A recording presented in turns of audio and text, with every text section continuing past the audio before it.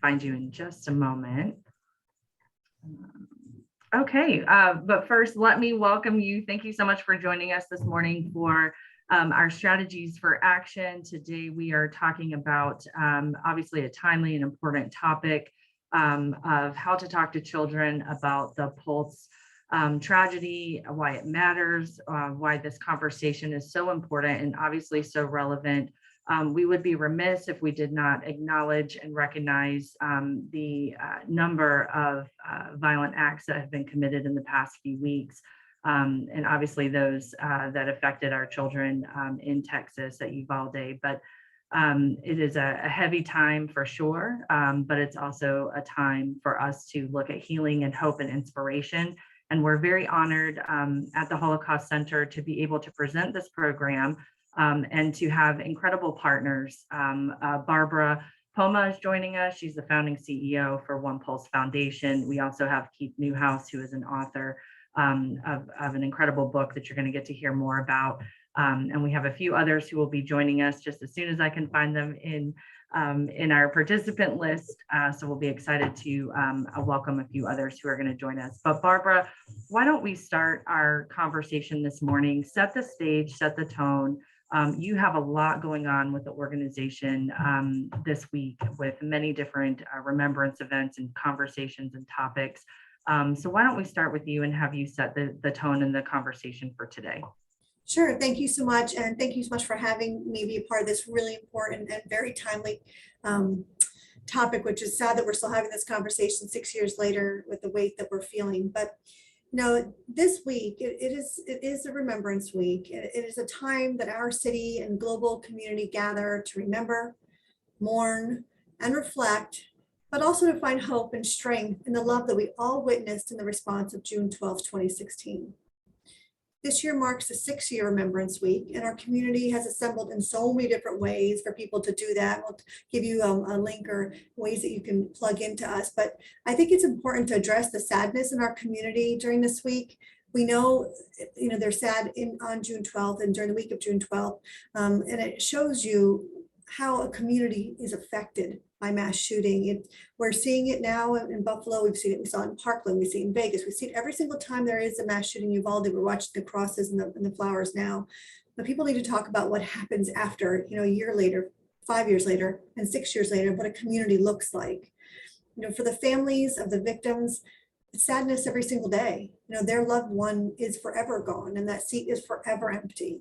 For the survivors, it's living a completely different life than expected, since they're both emotionally and some physically changed forever.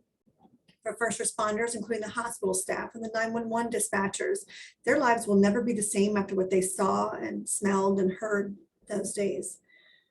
Our community itself and every individual that was living here is completely different than they were that night. What happened at Pulse nightclub that night became the new I remember exactly where I was moment.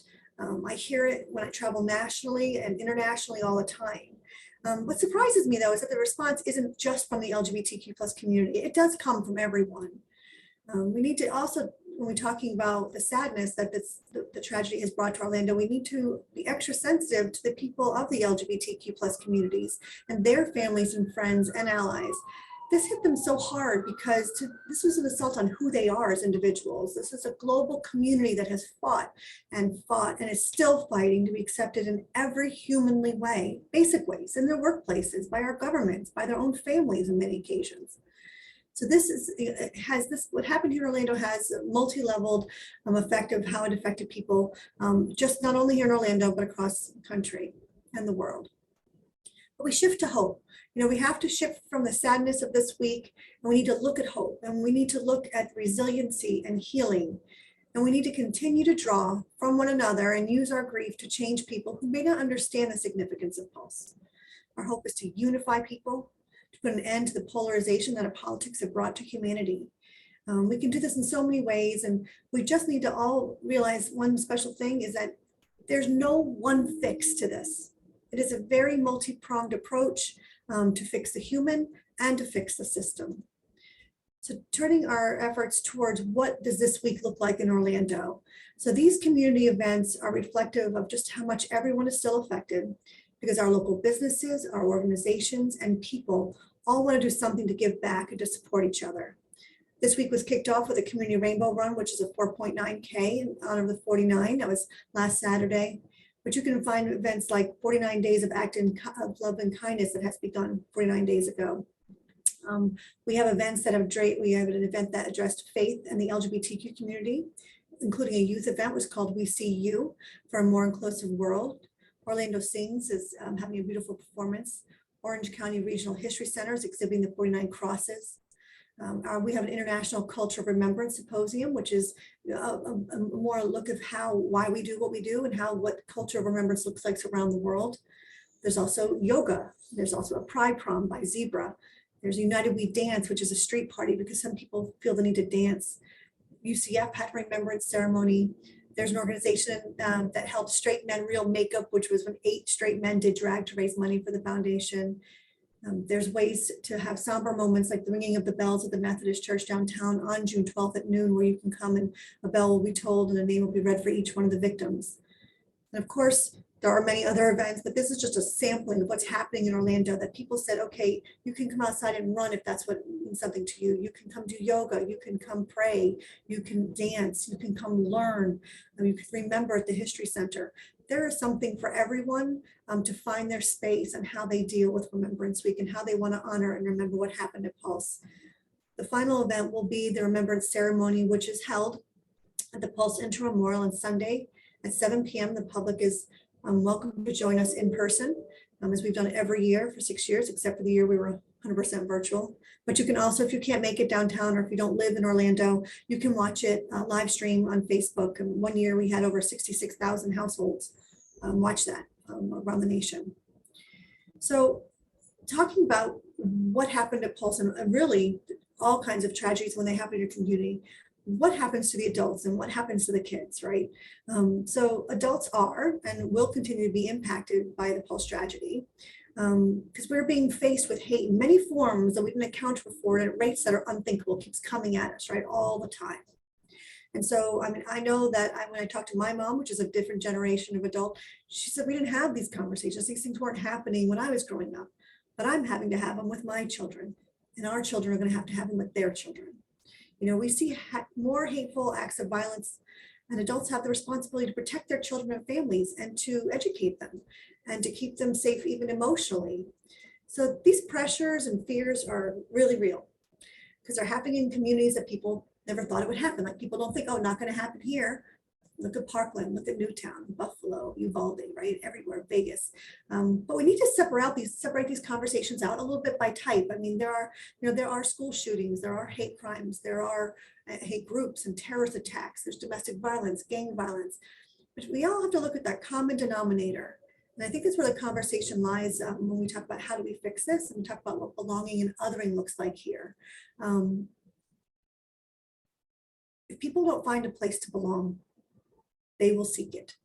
And sometimes they are sought out and preyed upon by others who will draw them into hateful rhetoric or acts of violence. And it really takes their lives in other places and brings about all these hateful acts. So, we ask that people look at those who are kind of outliers, who aren't fitting in with the norm, and take that extra step and find ways to connect. People need to connect to others, and we need the people who are lost to find connection with good people and positive, loving, caring people, right, who want to work towards humanity and not through destroying humanity. And then now these adults like us have been faced with what's happened, and we've got to talk to our children about that. So how do we do that? And I know Keith's book is a great step, and it came out right after the shooting, and he's nailed it, and he'll talk about that. But I mean, as a parent, you got to say to yourself, what do we do? We've got to create safe and reassuring atmospheres for them, right? They need to know that we have to know that they're aware, whether they're talking about it or not. So we have to ask them, what are you hearing? What have you heard? You need to tell children the truth, answer them with honesty, but use words that relate to them. If they're 5 or 15, those are very different words that you can use. Monitor their internet, see what they're watching on TV, see what they're reading on social media, ask them questions about that. If they're young, draw pictures, tell stories, play with toys, stick to their routines. I mean, there are just many ways that they can they can also feel like they can participate, like to make it better, send a card, draw a picture, right? Participate in events. But most of all, as a parent, I think we have to look for these signs of anxiety or fears when our kids aren't talking to us, like loss of appetite, stomach aches, headaches, right? Are they fighting with their friends? Are they having bad dreams? And I think these are all ways that we can start, trying to talk to our kids and address to our kids, and take care of ourselves as well. So I thank you so much for the platform this morning to be heard and to talk about what we're doing at the foundation and what our community is doing. And I just really appreciate it and hope that people will join us on June 12th. Absolutely. And thank you, Barbara. I mean, the work your organization is doing is tremendous. And every time there is an act of this nature, it reinforces the advocacy, the education, the support that is necessary for our communities to, whether we're directly impacted now or in the future, how we come together to heal and help one another and inspire one another and find hope and to have challenging conversations. I mean, these are challenging conversations from adult to adult, and certainly, challenging on, I have 2 boys. How do I talk to them? We used to go and have, hurricane drills and tornado drills, and school is very different these days, just as one place of example of having to understand your surroundings. And these children are being faced with difficult topics. And we are going to be joined, we are joined by Kenny. And Kenny, I'm going to get to you in just a moment, but would really like to talk with Keith about, you're an author. Your father is also joining us, Mark, who's another award-winning author. So we have generational context of dealing with trauma. Mark's a survivor of second-gen survivor of Holocaust survivors. And Keith, you have created this incredible book, My Tio's Pulse, as a response to what happened with Pulse. So we've got some really interesting dynamics between you and your dad. So I'd love to hear more about your inspiration, why you actually went this route of looking at it from the children's perspective, how we talk about this with children. And obviously, I'm assuming, hopefully correctly, that some of that is through your relationship and what you have seen from your father, Mark. So why don't you tell us a little bit about your book and really the impetus for this as a response to the Pulse tragedy? Absolutely. Thank you so much for having me as well. And Barbara, I always love listening to your passion and love. And like you said, hope just always shines through, always. Can I share my screen, please?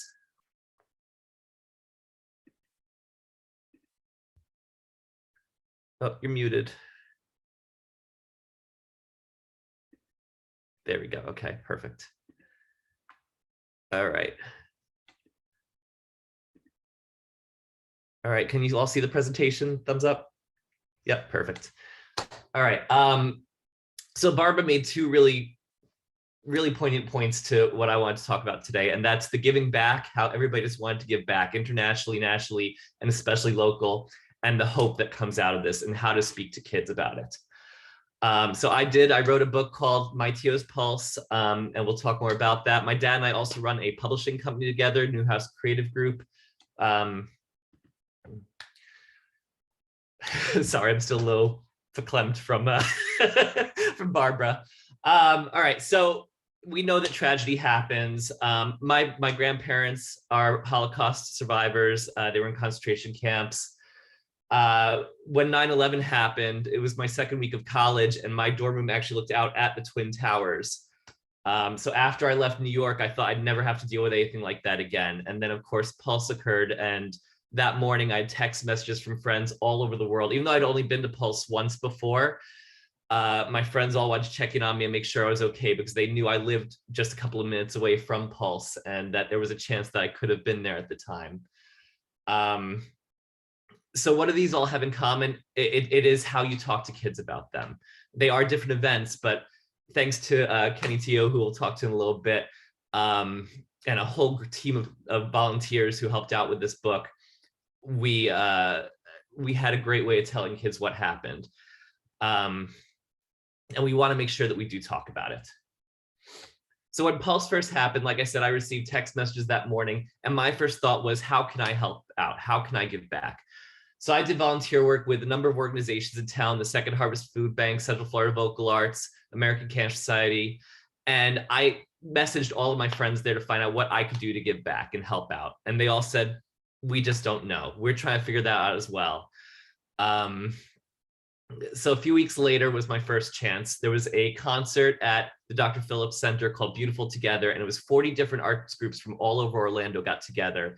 And even though there's always fighting between them all, there's always sorts of drama between them all, they all came together for this one cause to make this beautiful music for the Pulse victims and their families, and to raise money for the cause. When the Second Harvest Food Bank found out I was doing this concert, they actually donated meals to every performer in the concert as their way of giving back. So everybody wanted to give back. And this was a great start, but I knew I wanted to do more. So my dad and I, like I said, have this publishing company together, Newhouse Creative Group. And one day I asked one of my managers at work how she was going to tell her kids what happened. And this is a woman who, she plans lesson plans for her kids around everything. When the Olympics come around, she has Greek night and she does Greek food and talks about the Greek gods. She's a former teacher, so everything is a lesson plan to her. So I asked her what she's going to tell her kids. And she goes, I just don't know. So if a parent that good, who knows that much about how to talk to kids, doesn't know what to say, how is a normal parent who doesn't have an education background, who doesn't have a psychology background, know what to say to these kids? And that's where this book idea came from. In the middle of a marketing meeting with my friend Carolyn Capern, I mentioned the idea to her. And she goes, you have to do this. You have to write this book now. Of course, my imposter syndrome took over. I said, no, there's no way I could do this. I wouldn't even know where to start. Maybe like 5 years from now, we can look at it. But right now, there's just no possible way. And she goes, no, we're doing this. I'm connecting you to people to do it. So she connected me to Joel Morales from the Orlando United Assistance Center, as well as Dr. Kenny Teo, who we'll hear from in a little bit, who started the book process going. Joel from the Orlando United Assistance Center was our partnership to help us get the book going. And Dr. Kenny Teo was our psychotherapist who gave us the right words to say to children. And I think he summed it up so beautifully on this one page. On June 12th, 2016, an unsafe person who was angry came to Pulse and hurt people. It's a way you can tell kids what happened in a safe way that they're going to understand. And what's great about the way that Kenny gave this to us is it works for any tragedy. It could work for Uvalde. It could work for 9/11. An unsafe person who was angry hurt people. It's just so simple and beautiful, and kids can understand it so easily. So once we had that, I was connected to Ethan Long, a Emmy Award nominee for his book Scribbles and Ink, and he's written and illustrated over 100 children's books. And I sent him my manuscript for the book, and he wrote back saying, "This is terrible." But he said, "I'm going to help you make it great." I had never written anything before like this, so it was definitely a new experience for me. I wasn't expected to be perfect, but I didn't think he was going to come back with it was terrible. But just an incredible man. He donated so much time and service and talent for this. And between him and my father, Mark Newhouse, we made the manuscript what it is today, and something that could really help people. He also connected me with the Giant Illustrators of Orlando, where we had 22 artists donate their illustrations for the book. Everything for this book was donated. And it was just amazing seeing how many people came in to help with this. We had sketches drawn first. We gave the artists our character sketches. From there, they created their own sketches for each page to go with the writing. And I don't know if you've ever worked with an artist before, but it can be a little challenging when you have one artist because they're so creative, so out there. When you have 22 of them, it is like herding cats. It was so much fun, but at some point I forgot that I was the author and became the project manager because I was so busy making sure everything was going right, making sure all the deadlines were being met, trying to get the book out as quickly as possible. And then we heard from Blue Star and Karen Brown from Pride, who said, "We want you to present this at Pride." We wanted to do a drag queen story time, and I figured it was gonna be like 12 children huddled around a drag queen on the corner of the grass. And a few weeks later, they came back to me and said, "No, we want to do this in the amphitheater, headlining at Pride." And I had no idea how we would get books printed at that point, because I'd only planned on having a Kindle version because Amazon is really difficult to get timing of their books done. So I sent out a message to 40 different printers in town saying, I need, I think it was 200 copies, 300 copies of this book by so-and-so date. And I got so many emails back going, there's no way this could be done. I had a few people go, yeah, we could do it, but it's going to cost you. And then I had this one lady, Lynn from Fine Line Printing and Graphics, come back and say, we need to be a part of this. I don't know, I don't understand the whole thing, but knowing about the cause, knowing what you're doing, I need to be a part of this. And they gave us printing of the book for life at cost of paper, no labor, no print charge. And it just incredible. Lee and Lynn from Fine Line Printing and Graphics. So once all that came together, Miss Sammy gave an incredible performance of the book at the amphitheater at Pride. Everybody was moved. We had books signed. They asked me to sign my book. And I'm going, why? I don't understand, because I was so busy being stuck in that project manager side of things that I totally forgot I was the author and that people would want my autograph for it. We had people coming up to us at, oh, I skipped ahead, sorry. We had people coming up to us at the the presentation. We had Mayor Buddy Dyer.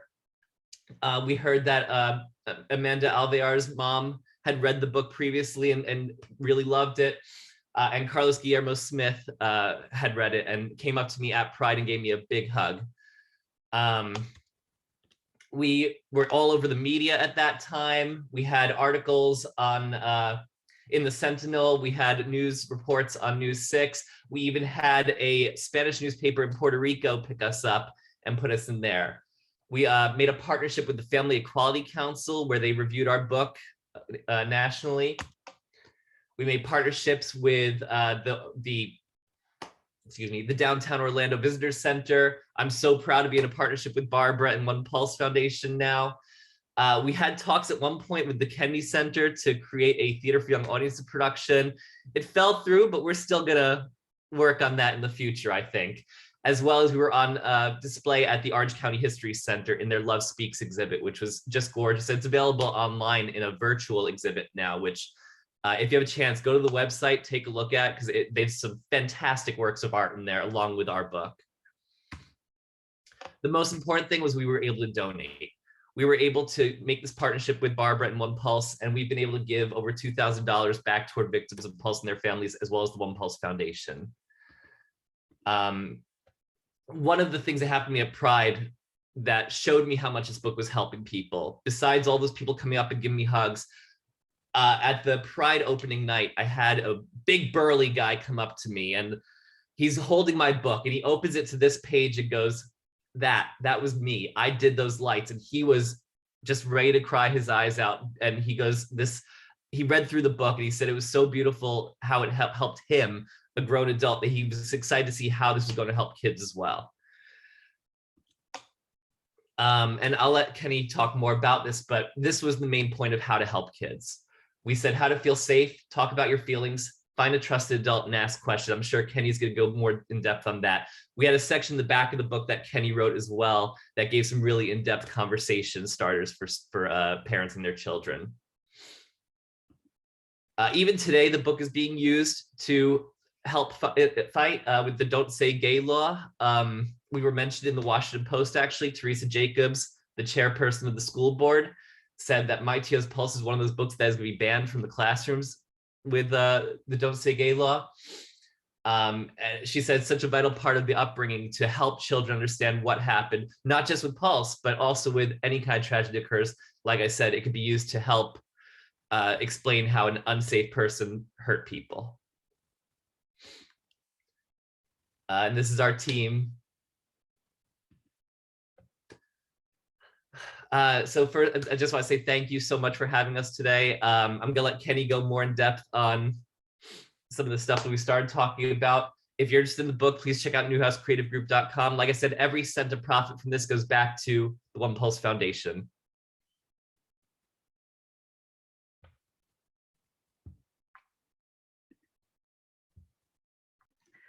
Great. Thank you so much, Mark. I mean, I'm sorry, Keith. I was looking at Mark on the on the screen. The book is incredible. It's a great resource. It's a great way for family members and educators to use these incredible words. I love that with so many people to provide this vital input in the creation of this book. You know, you have collaborators, you have the illustrators, you have health professionals, you have, you know, your own creative house helping you create this. You have Barbara and onePULSE Foundation. But you bring up so many great points, you know, talking about your feelings, finding a trusted adult, asking questions. I think the verbiage in the book of unsafe person and harming others, you know, that is one of the things that, you know, when we're looking at how to have a conversation with a child, what are those words that we use, right? How do we talk to them at their level? Using words that are safe? How do we guide them into that conversation? How do we safely take them out of those conversations? How do we reach them at their level? And I love that throughout your collaborations, you've had the opportunity to work with Kenny, with Dr. Teo. So let me do a brief introduction, and Dr. Teo, if you wouldn't mind, love to hear more from you about your perspective as a member of your manager of employee assistance program, which I'm sure had a rise in outreach after the Pulse tragedy, being a team member of Orlando Health, and so many of your physicians and first responders, obviously being right down the street from the tragedy, being actively and intimately involved in the healing and recovery process. But we'd love for you to speak about, expand upon what Keith has introduced, which is these safe words, these contexts that we can provide to children to have honest conversations and to help them cope with the emotions and the anxiety that they're feeling. And then also how that relates to us as parents or as guardians or educators, anyone that's associated with children. And unfortunately, as we see, this is something that is becoming part of regular conversation. It shouldn't be, but how do we take this massive amount of emotion and turn it into something that we can educate our children, but keep them safe in the process, without negating any kind of feelings that they're going through. So would love to hear your perspective, not only about working with Keith in the book, but just your perspective on as parents and educators, guardians, how do we continue to have these tough conversations over and over?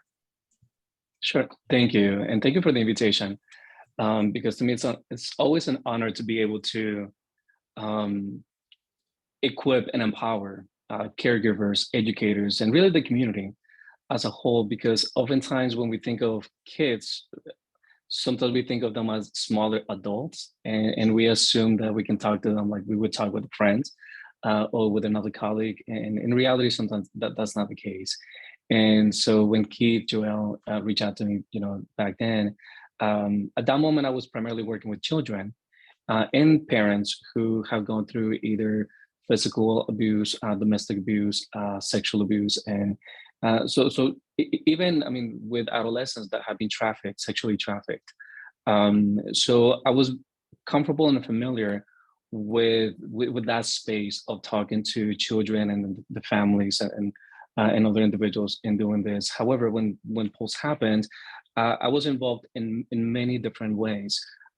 As a bilingual therapist, I got a chance to really be able to talk and work with some of the survivors, as well as some of the families of those individuals that were killed. And what was interesting is that initially, most of the focus was on them, on the survivors, and then the families of the victims. Then seemingly the focus then went to first responders, police officers, etc. But then it was the children that it almost, not that it was on purpose, but it was ignored, because people assume their children are resilient, they're okay, they're not asking a lot of questions. So it wasn't until Keith and Joel started to really the conversation that I believe that it really put it on the map as to the importance of having these type of conversations with children. So what I want to share with you are a couple of things. I want to really put the frame around children specifically and why it's different talking to them than it is talking to anybody else. And then I want to end with practical tips. I believe in practicality and how to do that. But the first thing as far as children is children experience emotions very different than adults. So that's tip number one. As an adult, do not assume that just because you're bothered by something, that your children will be bothered by the exact same thing.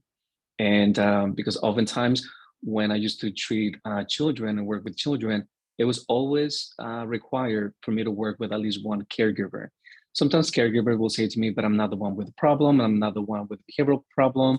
And I will say, well, actually, you are sometimes a contributor to the problem. And so I need to be able to help you, to help your child. And because I cannot tell you the amount of times when the parent was really anxious, so the children became a mirror of that anxiety. So once the parent was able to become calmer and much more regulated, then it was also something that directly impacted the child. So number one is understand that the children, again, are processing emotions differently. The second thing is that when there's a loss of safety, the loss of someone close to them, is children grieve sporadically. Most of those we tend to grieve almost like in a linear form. Many of us are familiar with Kubler-Ross stages of grief. The denial, anger, bargaining, depression, and the acceptance. Even though we all move through those in different forms, and sometimes we get stuck in different in some of those stages. Children don't do that. Sometimes children might seem to be completely okay. They are playing. It's almost like nothing has happened. And then 2 weeks later, a day later, 2 months later, they have a meltdown. And so for parents and caregivers, it might be difficult for you to pinpoint what happened. So a couple of things that will let you know that they're still grieving is if the intensity of the emotion doesn't seem to match the circumstance, more than likely it's not related to that specific circumstance. So it's not related to them, to you saying no to ice cream or to say, hey, turn off the TV, you have to go to your room now, or go take a shower. So if the intensity seems to be too much, more than likely what's feeding the emotion and the response is not so much the circumstance. So that's one of the signs. The second thing is whenever children seem to shut down, sometimes they shut down not because they don't want to talk, it's because they don't have the words to express what's happening internally. And so most often than not, what children will do is they will either act out their emotions or simply they shut down. So whenever you're seeing these behaviors that they're acting out, they're shutting down, or their response doesn't seem to match whatever circumstance, that lets you know that something is happening. What I always tell caregivers, and even professionals, doctors, and other clinicians, psychologists, etc., is to move away from the word symptoms and to really, instead of thinking of symptoms, to think of signals. Because symptoms speak of a pathology, like there's something wrong with someone. So we see a child acting out and we think, oh, that's a symptom of something. And usually my encouragement is, it's not a symptom of anything, it's a signal, meaning it's pointing to you at something. Our job as caregivers is almost like to be explorers and figure out what is that pointing us to. And so oftentimes it takes some time. So a couple of tips that I want to offer is, number one is create the time and the space for you to be that explorer and figure out what the signal means. And what I mean by that is, if you don't have the time, you don't have the energy, or you're not in a good place, maybe you're in the car, you just pick them up, you're about to go through the drive-through, that's not the time to start a conversation because you're going to get interrupted.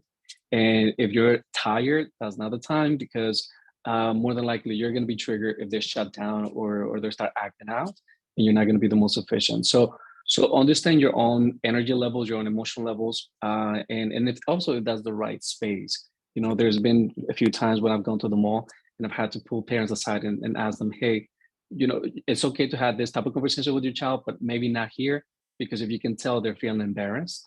So I'm not sure that that's the most productive. And so that's tip number one, is make sure that you create that time and the space to be able to do that.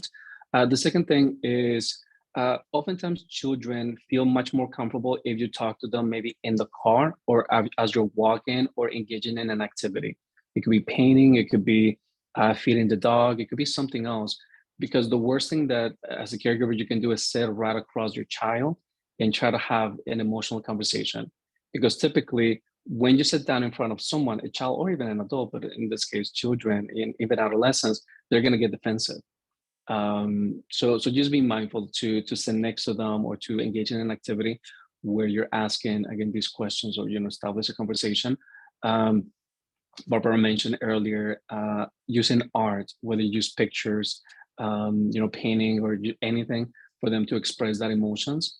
And because that's another important aspect, is there's something called name it to tame it that neuropsychology has really come up with a lot of research behind it, and not just for children but in adults. That it really means that when we're able to name the emotion, when we're able to name what's happening, we're able to tame it easier and better. And so I back in the day, there used to be a movie, it was still out. It's called Inside Out. It's a Disney movie. It's a Pixar movie that it's about five emotions. What's about a character that has five emotions in her head. And to me, when Pixar came out with that movie, it was just so pivotal because it gives us the language. So that was the number one thing that I would recommend to parents to do, is watch the movie. That way, when you're asking the child, like, which emotion is talking, then they can say, oh, it's sadness or it's anger. Because to an extent, what you're helping them do is externalize what's inside by having something. Now, sometimes you can even ask them to maybe pick a character from a movie that seems to resonate, or maybe something is going on with them, and you can say, if you were right now, based on what's going on with you, and you want to keep it somewhat open-ended like that, which movie character would you be, or which animal would you be? Because then they might say, oh, right now maybe I would be, Harry Potter. And you said, oh, really? Why? And they might say, well, because Harry, right, was going through this, and then all of a sudden they start to give you context for what's happening. So to an extent, you don't necessarily have to ask, how are you feeling? Because even if you ask an adult, how are you feeling? More than likely they'll say, fine, or I'm stressed out, overwhelmed. And so using that. The second thing is, after an event like a shooting or any of those events, is for 2 weeks, make sure that you really put in boundaries around social media. Because what's going to happen 2 weeks after an event is social media is constantly going to be talking about it. So what it does, it creates the idea of a child that an exception now is the rule. Shootings is an exception. It's not happening every single day, every single time, at every single school. But children don't know that. As an adult, we understand, okay, that's an event. It shouldn't have happened, which is why we're talking about it. Because how can we prevent it? Children, though, on the other, for them, they don't understand that the concept of time is very different. So for them, when they hear something over and over and over and over again on social media, for them, that is the rule. That is going to happen.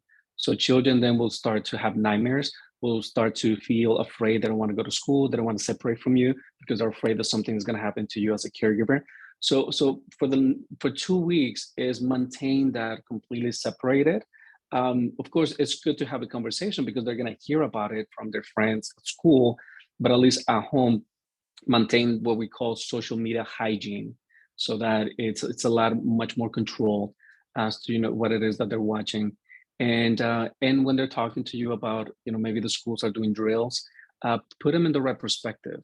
So almost like a rule of thumb, if you will, something to to remember is children in elementary school. Most of the children in general, they're interested more in the what's happening, what's going to happen to me, what's going to happen to you. So provide information to answer the what's happening.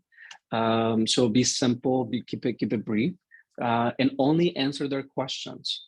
So don't assume that you know what they're asking. If you don't understand the question, ask them to clarify it before you actually provide an answer, and keep it simple. So elementary school, like I said, they're typically in the what stage.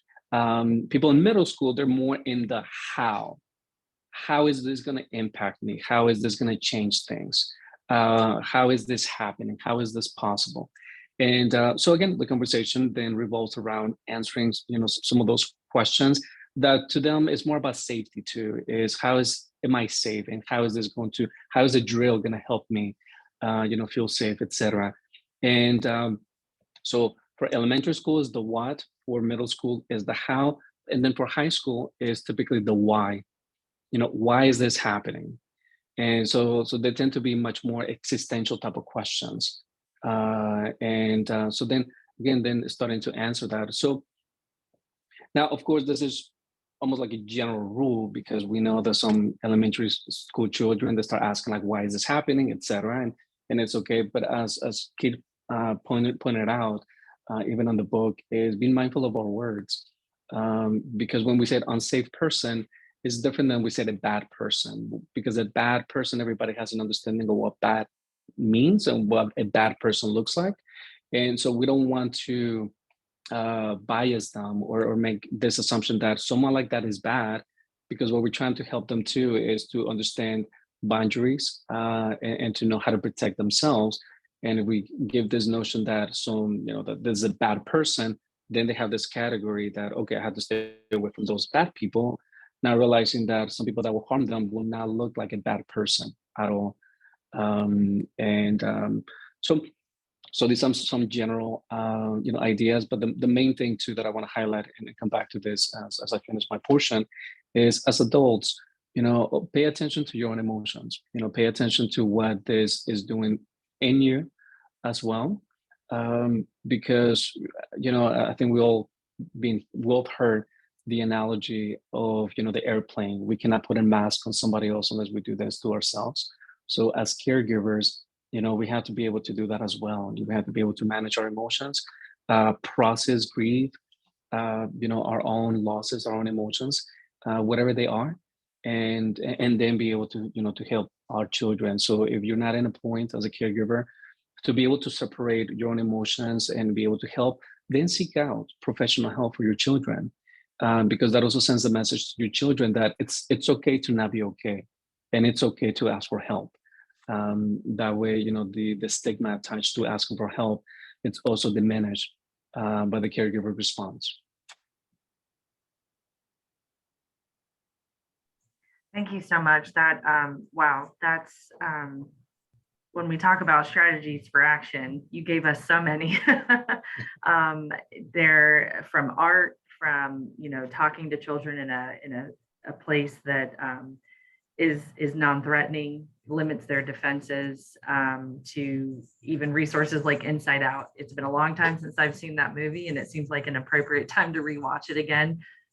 Name It to Tame It. So I'm going to synthesize all this incredible information that you provided for us and make sure that when we do our follow-up from today's program, we will make sure that these are summarized and shared for those who hopefully you all were taking copious notes too, but we'll make those available, because these are all important ways that we as parents and caregivers and just those who care about our community, we can all do all of this. We can use this in talking to our friends who are struggling. We can use this, with our children, both young and older. So I appreciate this so much. This is truly tips, practical tips that we can then take and immediately put into action. I'm thinking about conversations I can have with my own children today, even when those come up. I did have one quick question for you. And if there are any questions from those who are joining us today on the webinar, you're welcome to use the Q&A. We have moderators who will moderate that Q&A function and make sure that if you have questions for any of our panelists, that we get those addressed. You did mention if parents are struggling with or don't feel comfortable with talking to their children, seeking professional help for them. Do you have any other resources for parents who maybe they're totally fine talking with their kids, but they're just not 100% sure? Like, these are phenomenal tips, but let's say that I didn't have those in front of me. Is there anything that you would suggest resource-wise that could help a parent or a caregiver, tackle tough topics? Any books or articles? So the one that comes to mind is called The Whole Brain Child by Daniel Siegel. He really breaks down the science of the brain and the mind and what it looks like, and then he breaks it down into 12 different stages for children, babies, all the way up to late adolescence. And so he does a great job again explaining for parents. Also, there's a great book also by Daniel Siegel. It's called Parenting from the Inside Out, and that is for parents to do their own work because, sometimes our own stories, our own narratives can get in the way. And so that's another resource. And, there are other websites, none right now come to mind specifically, but I can definitely send that out to you specifically. There's different websites that might be able to give you, specific information and tips to do that. Great. Thank you so much. I know we did start a few minutes late, so hopefully you all can stick around for a few extra minutes. I would like to actually, your point about, parents sometimes having to do the work. We do have Keith's father joining us too, and we're excited to be able to talk more in depth with Mark at a future program here that the Holocaust Center will be hosting. But Mark, I would love to give you a couple minutes just to ask your perspective too, right? You have this perspective of being the child of Holocaust survivors, and now your own child is doing activism and is helping people share a story. And we know a lot of Holocaust survivors. There were many that did not want to share their story, or the trauma was too much. But I'm curious to know your perspective from this kind of generational standpoint, right? Of your experiences dealing with the trauma of what your parents went through, and how that relates to maybe even some of the conversations that you and Keith had as you were developing this story in this book to address, a current tragedy. I'd love your thoughts on that. Thank you very much for having me. First of all, I think this was a very important session. I learned a great deal as I was listening, and I want to thank everybody involved and tell you how proud I am of my son. There's an expression, the acorn doesn't fall far from the tree. And the fact that he shows so much sensitivity and caring for others, I think is related to the lessons we get from the Holocaust. I think it's very, very important. I will tell you, my parents never, ever spoke about what they experienced in the Lodz ghetto. And it was not until I accidentally discovered that my mother had given me a copy of the Chronicle of the Lodz ghetto that I became aware that it was not Anatevka from Fiddler on the Roof, and found myself having to write about it. The question that comes up to me all the time is, why do we have to study something that happened almost 80 years ago? And how does it relate to things that are happening today? Not just Pulse, but what's happening in Ukraine, what happened in Uvalde, what's happened in all of these different, in Buffalo, and even just the anger. One of the things I think that was very, very important that was said today is that adults, not only children, are having trouble understanding this concept of what makes people do these things. And I have to say, I was very impressed when I first read Keith's book, and he chose what I consider, after being a teacher for more than 30 years, probably the best way of describing this: an angry, dangerous, unsafe person. It isn't that a person is bad, because as a teacher, I never believed a child was bad, but the anger can explode after being contained for a long period of time. And I think, in a sense, that's what happened in the Holocaust. There was a lot of anger, and it was probably contained, bottled up, not discussed. And then it was, I guess, unleashed. And it became an inferno. And I sort of think that's a lesson we can learn when we are examining these other acts of violence that appear to be happening more and more each day. So I really think, as a classroom teacher, the idea of generalizing and saying that these are unsafe people, angry people, really is an important idea that I think parents can use and teachers can use. The other thing I think that's very important is that we should not wait for a crisis. The relationship we have with our children as teachers and as parents should begin early in their lives, and it should be a positive and open one. Keith and I talked about things I think that sometimes were shocking, but there was always an openness. And when he talked to me about this project, I tried to be encouraging and avoid taking over. And I think that's why this project was so successful, because he took that sensitivity that maybe came from having that Holocaust background, that feeling that, against bullying, and he really energized it. And he used his creativity, and I could not be prouder. So I guess the only advice I really have here is don't wait for a crisis. Set the examples, put your children first, have them feel that they can come to you with anything, and you will not be judgmental. And set that before something like Pulse happens, something like Uvalde happens, something like Buffalo happens. Because once you have that relationship, I think that is what the greatest strength is we have as parents, as teachers, as clergy, and even as authors. If they don't trust us, why would they bother trusting us in a crisis? So I thank you very much for this opportunity. I will be honored to talk more about my personal story and at another session. Yes, we are. Thank you so much, Mark. I appreciate that. And I think that is just so spot on, right? How do we create these safe spots for our children, and make sure that we're talking about and having conversations and taking some of these tips that Dr. Teo provided for us today, and using them every day so that our children do know that we're safe folks to come to, and their educators, their teachers are safe people that they can talk to and have honest and open conversation.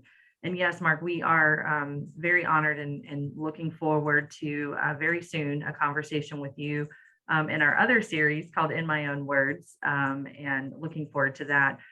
So we are going to be sharing all sorts of resources after, oops, sorry, let me switch over here. We're going to be sharing a whole list of resources to everyone who is on the webinar today. We'll make them available to on our website as well, just so that you have links. We encourage you to visit our partners' websites, to go to the onePULSE Foundation website, onepulsefoundation.org, and look at the incredible events. Barbara mentioned so many great events that are happening. And when I say great, I mean important and vital. There's things that you can do on your own. There's things you can do with your children, with your friends, with your coworkers, your neighbors. We just encourage you to get involved. And the one thing that the Pulse tragedy did is in the aftermath of that is it really amplified the goodness of this community, and the collaboration and the innovation and helping one another. We have Mark's book, Keith's book to refer back to share. We'll have a link where you can obtain that. I think it's again worth mentioning that the proceeds of that book are going to support the work that's happening in our local community. So Keith, the amount of partnership and collaboration that you put not only into thought of how do we talk to our children about what happened at Pulse, but the amount of inspiration that you took from our community to create that and make it possible and to give back to those who were hurting as a result of this, it's just tremendous. So thank you, Barbara, and thank you, Keith, for being part of today's conversation and for all the work that you're continuing to do. We wish you all the best. You have a huge symposium coming up. I hope we have some folks from the Holocaust Center who are participating, which we're honored and delighted to be a partner with onePULSE in that symposium. If you have not registered for that, we highly encourage you to look at the incredible speakers and opportunities to continue this important conversation and dialogue that are going to be happening over the next couple of days. Dr. Teo, thank you so much. These practical tips, this is exactly what our series Strategies for Action is all about.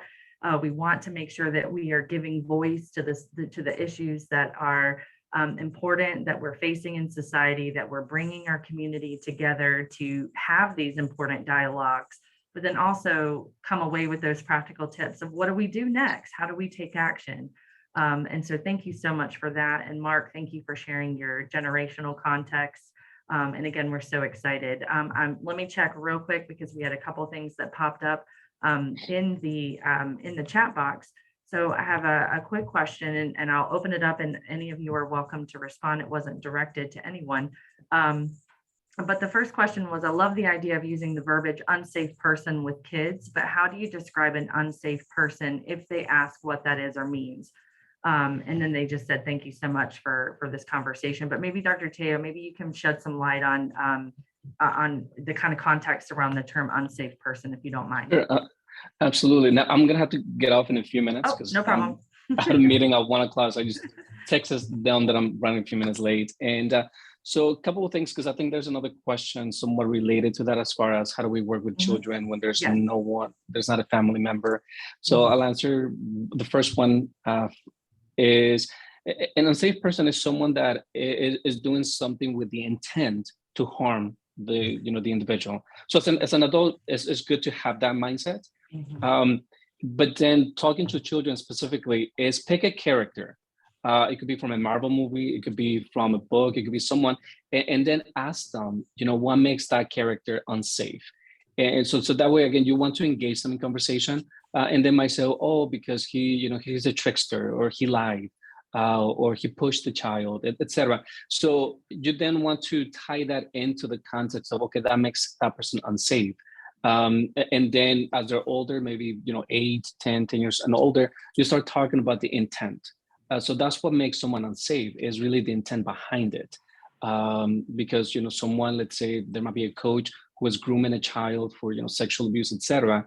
Is maybe they're inviting them, or they're asking them to drink with them, or they're doing something that on the surface it may seem like it's not completely unsafe, but it's the intent behind this. So it's really engaging them in those conversations and thinking about kind of in those realms. But the main thing is always to externalize it. And so the easiest way of doing it, especially if you're not a trained professional as a parent, is pick a character from a movie or a book and talk about those characteristics that makes that character unsafe, if you will. And then the second question before I had to take off is, if there's not someone in the family that, I think it was a professional that asked this question, is then engage somebody else, engage maybe an aunt, a cousin, a mentor, a pastor, a teacher. Sometimes I used to work with children in the foster care system. And so oftentimes they didn't have, a specific caregiver or direct caregiver. So sometimes I would engage the case manager in doing that, or I would engage someone. Maybe there was a mentor, there was somebody specifically in that child's life that they respect. So always try to engage someone professionally, because then you don't have to be the only one having to have the same message, but also it's a lot more helpful, because then that individual can continue to carry on the work that you are doing. But always children, we're relational beings, and to an extent, what heals, and there's a lot of research behind this, is what heals is the relationships. It's not so much the actual method, it's the relationship, it's the people that we surround ourselves with. And so if there's no family member, then engage somebody else, in that child's life. And if not, then you might be the one for the time being, but then start talking about increasing that support system for that specific child, so that it doesn't fall completely on you as a professional. So what I want to say is thank you all. Thank you for the invitation, Keith. It was great seeing you.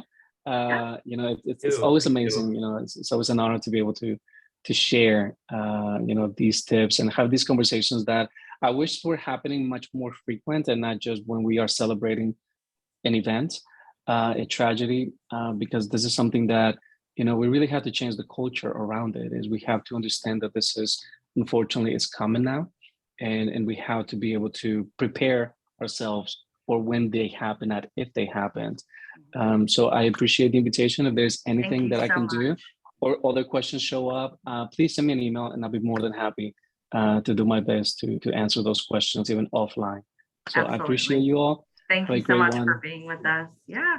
Bye. And then Mark, Barbara, did you have any final parting words before we wrap up in the next minute or so?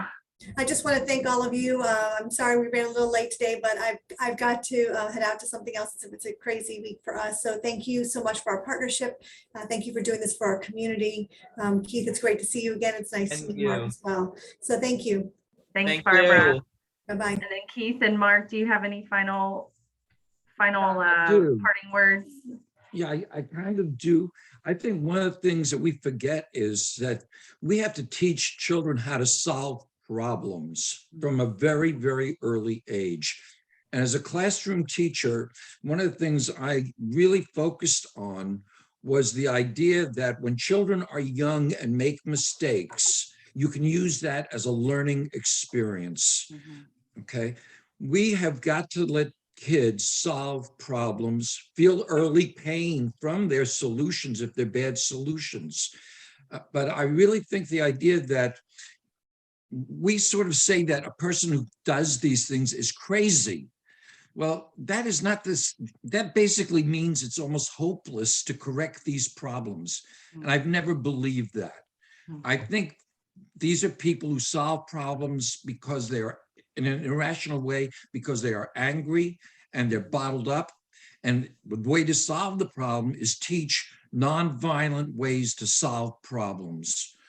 Yes, absolutely. And I think that is incredible advice and words of wisdom. I thank you for sharing that. I think this is obviously, as Dr. Teo said, it's an important conversation. It's one that we could probably talk about for the rest of the afternoon into tomorrow. But we are at time. I want to be respectful. Thank you so much for your patience since we had an issue getting the webinar started up. It's been an incredible conversation. Again, we will send all the resources out for everyone so that you have links to websites and to obtain the wonderful book, Untitled Pulse. We'll have a link to the registration page so that you can join us in the near future for our conversation with Mark about his family's experiences during the Holocaust and future programs that are happening here at the Holocaust Center. So again, Keith, Mark, thank you so much. Thank you everyone for joining us today. We hope that you have an incredible day. Make sure that you take part, if you can, in any of the Pulse Remembrance celebrations. We're honored to have onePULSE Foundation as our partner in presenting today's strategies for action. But until then, thank you again to you both. And thanks everyone. Have a wonderful day. Thank you. And you. Thanks for having us. Bye.